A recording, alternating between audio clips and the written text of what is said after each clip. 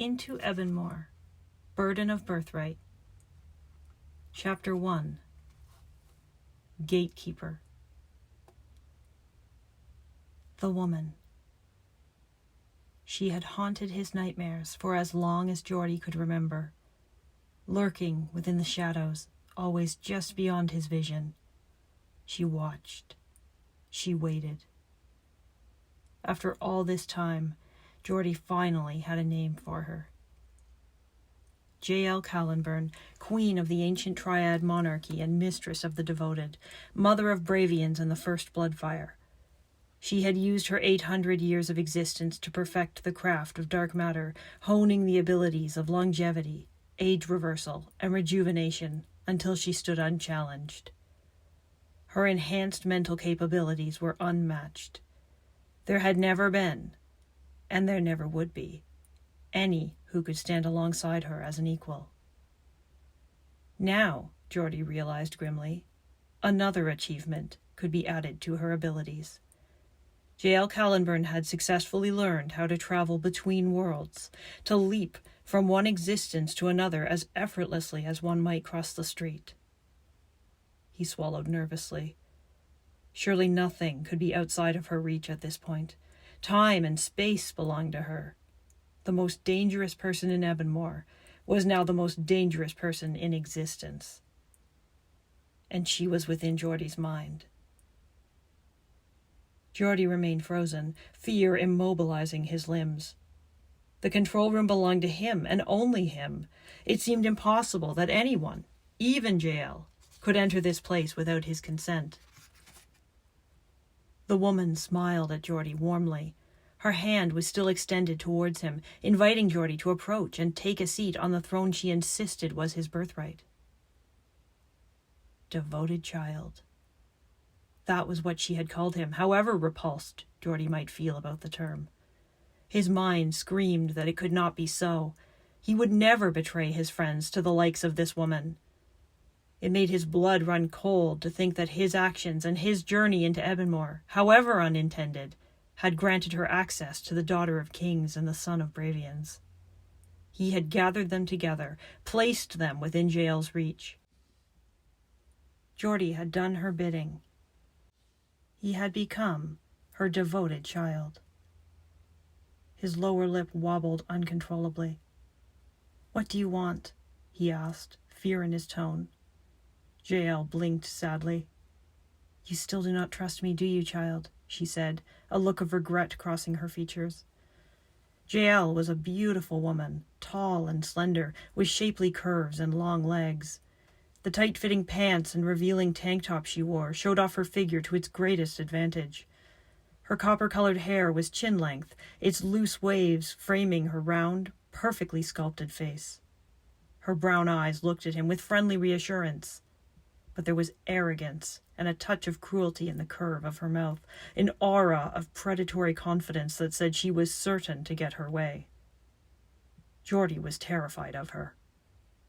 "You stabbed me," he blurted out resentfully, loathing how pathetic his words sounded. "Twice, when I was sleeping, you tried to murder me." "I know what it looked like," Jael admitted soothingly. "You do not yet understand how leaping works. I cannot interact with you outside of this room. I have been trying to call out to you, but the only way to do so is to wake you up and force your mind to bring you here." "I don't believe you," Geordie snapped, crossing his arms. The woman sighed. "There will be plenty of time for explanations," she said. "But for now, please take me at my word that I am neither angry with you nor in any way wishing you harm."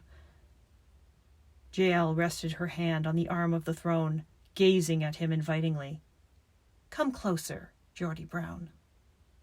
"Not a chance," he shot back. The woman frowned a little, annoyed. "You do not have many other options, child," she said, her tone colder than before. She gestured at the room around them. "What else can you do but obey me?" Geordie shook his head, determined to resist. Inwardly, however, he knew Jael was right. The control room was a small, circular area. The only exit was at the back of the room into the void, but the woman stood between him and the doorway. He tried to calm himself, focus on his breathing. If he could concentrate hard enough, he was certain he would wake up back in Ebanmoor, back with Lady Clare and Devlin Wriothesley, who would have the ability to protect him. He closed his eyes, going deep within himself. "Geordie Brown," he heard the woman say. There was an edge to her tone. "Open your eyes. Come to me." Geordie ignored her, his hands balling into fists. He intensified his efforts to reconnect with his physical body. He could feel it now, the soft rise and fall of his chest, the weight of his head against his arm. "It's working," he thought. "I'm waking up." JL became angry. "Obey me," she snarled, all semblance of kindness gone from her voice. Geordie felt a wave of fear rush through him, but he continued to delve deeper, sensing that his body was stirring. The sleeper frowned, unconscious still, but less so than before. Almost there. A blow to the side of his face sent Geordie reeling back. He gasped in pain and fell against the wall, grabbing the windowsill for support. JL's eyes were filled with rage, her hand raised to strike again. "You worthless little brat," she hissed, her face twisted into a terrifying scowl. Geordie scrambled backward, petrified, as JL advanced on him. "You dare to defy me? Do you think I can't take what I want from you by force? Pathetic, useless little worm." Geordie's back collided against the wall. He had nowhere else to go. He cowered as JL stood over him, palm extended over her head in a posture of uncontrolled fury. Geordie shut his eyes and threw his hands up defensively, waiting for the blow to come. Instead, he felt JL grab him by the front of his shirt, hurling him across the room as if he weighed nothing. The impact against the far wall knocked the air out of him. He slid to the ground, stunned. JL Callenburn strode towards him, yanking a knife from her belt. Her features were dark with rage. Grabbing him by the back of his neck, she pressed the blade against his throat and pulled his face close to hers. Geordie stared into her eyes, terrified. "What do you think will happen when I stab you, Geordie Brown, she questioned angrily, shaking him. "You think you'll wake up, like those other times?" Tears rolled down Geordie's face, choking as he felt the cold metal against his windpipe. He writhed in agony. JL grinned with malicious pleasure. "This isn't the same as those other times, boy," she told him through grit teeth. "We're in reality now. If I put this blade into you, you die. Understand?" He nodded frantically. The woman released him, shoving him roughly against the wall. "Good," she snapped, putting the knife away. "No more games, got it? The next time you cross me, I'll kill you and be done with it." Geordie absolutely believed she meant it. He was shaking violently and openly sobbing. He had never been so scared in his life. JL huffed, pushing her hair away from her face, and straightened her clothes. She walked towards the window and shot him a disdainful frown. "If you had cooperated," she said darkly, "this would have been so much nicer for you." Geordie drew his knees towards his chest, rocking gently. He watched the woman place her hands on either side of the window and look out. A smile of satisfaction crept over her face. "There he is," she breathed, more to herself than to Geordie. She ran her fingers down the glass, stroking the area where Dev's face was. "My greatest creation. My beautiful, perfect boy." JL glanced back at Geordie, flashing him an amused look. "He was so docile," she told him, "so desperate to please me. Even when he was a child, I knew that he would be the most powerful Bravian who ever lived. Except for myself, of course." Laughing softly, JL tilted her head. Geordie followed her gaze to that of the slumbering Lady Clare. He shivered at the way the woman looked upon the princess. "Clever girl," JL muttered, her lip curling into a snarl. "Centuries of work ruined by one pretty face." Geordie stared at the woman. "What will you do to them? he asked, feeling a nauseating dread welling up inside of him. JL grinned wickedly. Kill them both, obviously, she smirked, looking delighted at the effect her words had on him. That's where you come in. Geordie swallowed nervously. His face was throbbing from where she struck him. His lower lip had split and he could taste blood. What do you need me for? Not so much you, JL shrugged indifferently. More your body. She came for him, grabbing him by the arm and hauling him over to the throne. Geordie winced in pain but didn't dare resist her. As he fell into the chair, he realized there were shackles attached to the inside of the arms. JL placed his wrist into the first one, shutting the restraint with a metallic snap. I'm going to borrow your physical body for a moment or two, she explained, giving him a mocking smile. Don't worry, you'll get it back, after I've killed the daughter of kings and the son of Bravians. Geordie shook his head frantically as the woman placed his other wrist into the handcuff. No! You, my dear, JL said, patting his cheek, shall have a front row seat. You are in for quite the show. Can you imagine, she grinned, ignoring Geordie's sobs, the look of betrayal you'll see on Claire's face when you stab her in the gut? She won't understand why you would ever do such a thing. Please, Geordie begged, twisting against his restraints. Please don't do this. JL laughed merrily. Devlin, of course, must be killed first. It won't be difficult. He trusts you, Geordie Brown. She raised her eyebrows in disbelief, continuing sarcastically, What an honor! It's almost like you remind him of someone. Stop, Geordie pleaded desperately. I'll cooperate. I'll do anything you want. But Geordie, JL sneered, placing her hands on her knees and looking into his face, you already are. His legs weren't secured. He could have kicked her with everything he had. The way JL was leaning, Geordie knew he would have a decent amount of force, hard enough to send her reeling away from him, maybe even giving him time to wake up. But he couldn't do it. He was too scared of her, too frightened of the pain he knew she would inflict upon him. Geordie hated himself for it. He hated that he wasn't brave enough to help his friends. And now they were going to die, seemingly by his own hand. It was too much for Geordie to bear. He stared past JL at the window, at Claire, then at Dev, sleeping peacefully, believing they were safe. Geordie let out an anguished moan. The woman smiled and turned away. Goodbye, devoted child, she said mockingly, walking towards the doorway that led to the void. Thank you for lending me your body. It is much appreciated. Twisting, Geordie watched as J.L. Callenburn strode confidently towards the exit, flinging the curtain aside. A violent force threw her back. J.L. careened into the wall at the front of the room. Her eyes were wide with shock. An arrow had pierced through her torso, pinning her between the two windows.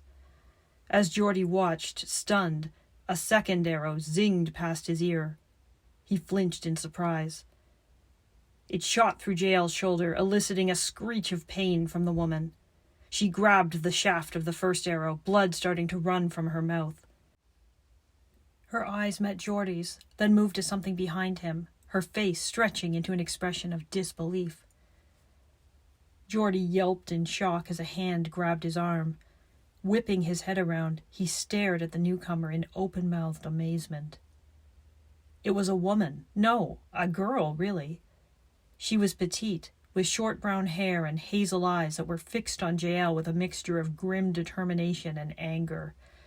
She held the crossbow in her hands, but she tossed this aside as she focused on Geordie's bindings and ignored JL's enraged screams. Geordie watched as the girl produced a thin metal tool and quickly began prying at his cuffs.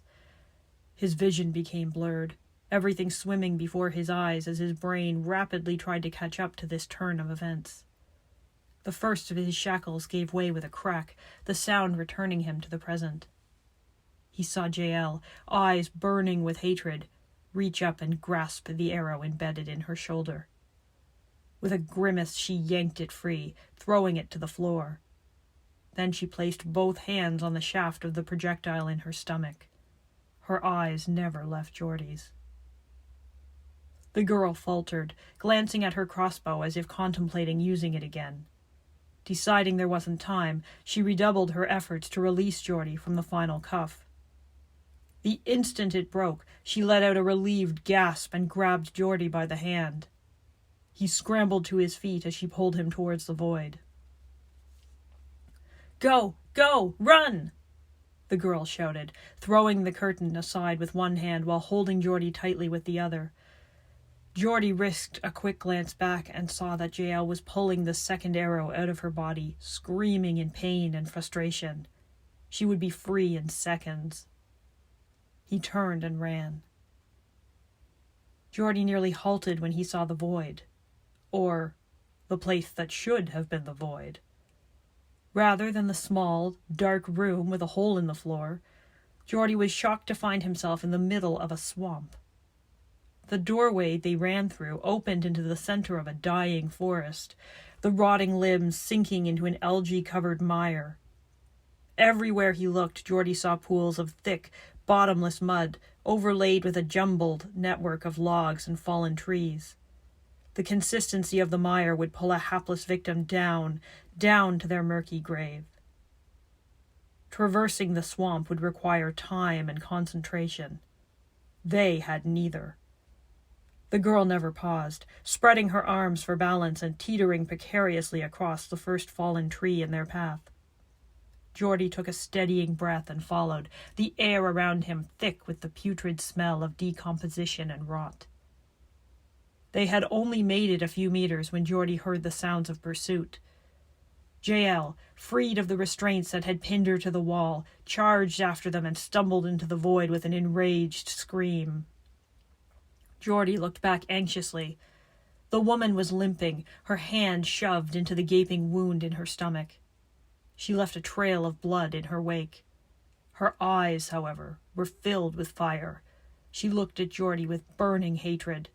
He was terrified. "This way! Hurry!" The girl spurred him on, her voice filled with urgency. They continued their haphazard escape through the swamp, tripping over branches and sliding on the slippery, moss-covered terrain. Geordie couldn't hear much over the sound of his own ragged breathing, but he knew that Jael was only steps behind. His fear of the terrifying woman aided him as he tried to ignore the burning in his lungs and the cramped muscles in his legs. If Jael caught them, Geordie knew she would kill them. The girl also must have known this, for she never glanced back, hands in front of her face to protect her eyes against the dead branches and jagged tree shards in her way. Geordie, half a pace behind, kept his gaze locked on her, and desperately tried to follow in her footsteps to avoid falling into the deadly swamp. The conditions were rapidly deteriorating. Solid footfalls became few and far between. Whole stretches before them were impassable bogs with no logs or debris to traverse. Geordie kept feeling his shoes sinking into the mud, the sticky, slime-filled muck grabbing at him and threatening to suck him down.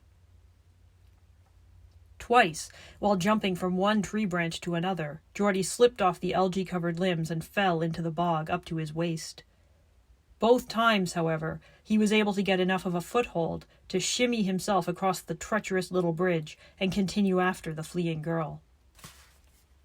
Every time he paused to listen, even briefly, he could hear the sound of Jael in hot pursuit. They reached a large, open area. The tree thinned out to make way for a massive, impassable lake. The green surface was still and foreboding. An eerie mist hovered in the air. The only way across the expanse was a large, rotted tree that had fallen across the entire body of water, its far end disappearing into the fog. Geordie shivered. It was high enough over the water that if they fell in, they would not be getting back up. The girl went first, her shoes slipping and sliding over the rounded surface. Mushrooms and algae squelched wetly beneath her feet and dropped into the water below with a dull plunking sound. Geordie had no choice but to follow, his heart within his throat as he began the long, dangerous journey across the ancient log. He could hear the sound of branches breaking and booted feet splashing as Jael charged through the swamp after them. He breathed a sigh of relief when they made it across safely. Looking around, however, Geordie realized that there was nowhere else to go. They stood on a tiny island of twigs and muck, held together by the twisted roots of the fallen tree. Without a raft, their journey was over. Panicked, Geordie looked across the bog just as Jael stumbled up to the far end of the tree bridge. She saw their predicament and halted, grinning. "Oh dear," she said mockingly, breathing hard. "Looks to me like you've hit a dead end." Geordie's little rescuer stood on top of the log, holding a root for balance, and faced Jael. Her expression was calm. "You still have to cross the lake," she said grimly, raising one of her eyebrows. "I'm not sure you're in the best condition to do that."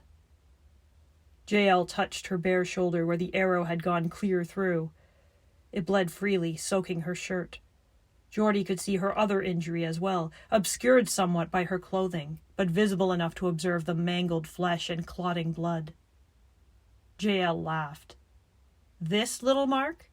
she said lightly, using her hand to brush some of the blood away. "Poor, stupid girl. Apparently you know nothing about me." Jael's eyes flashed golden yellow, the glow giving her features a terrifying appearance. Geordie's breath caught in his throat, remembering something Dev told him about Cass. The shimmer effect. A byproduct of prolonged use of the cognitive state. The feral had such eyes. Somehow, it was even more frightening to see it in Jael. He stared in disbelief as the wound in her shoulder began to recede and disappear. Impossible, he thought, horrified. In less than a minute, Jael stood before the cornered pair, healed of all injury. The mother of Bravians had repaired her body in front of their very eyes. She gave them a smug smile and climbed onto the makeshift bridge. "Your meddling will cost you your life," Jael told the girl, taking a step towards them. "What name shall I call you? I like to know who it is I'm destroying." The girl looked at Jael disdainfully. "I have many names," she said, standing her ground. "And you are mistaken, Jael Callenburn, Triad monarch of ancient times. I know everything about you." This made the advancing woman pause. She frowned, staring at the girl doubtfully. Geordie looked from one to the other, gawking. "Your name," Jael ordered softly, her eyes narrowing to slits. "You may call me Gatekeeper," the other returned, "for this is as far as I will allow you to come."